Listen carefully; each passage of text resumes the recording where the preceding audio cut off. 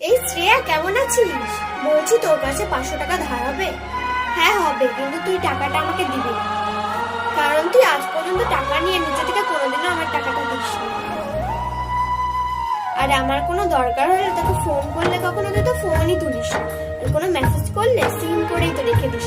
আমার দরকারে তোর কোনো প্রয়োজনই পড়ে না আমার সাথে কথা বলার। তা ভালোই তো কথা বলতে শিখেছিস, ভালোই কথাও শুনিয়ে দিবি। কথা শোনাচ্ছি না রে, এটা হলো সম্পর্কের ব্যাপার।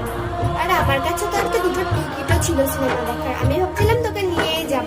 না রে, আমি তোর সাথে মুভি দেখতে যেতে পারবো না, কারণ তোর মধ্যে কিছু প্রয়োজনে ব্যবহার করা বন্ধুদের সাথে না আর কিছু নেশাটা অন্তত ভালো দেখায় না।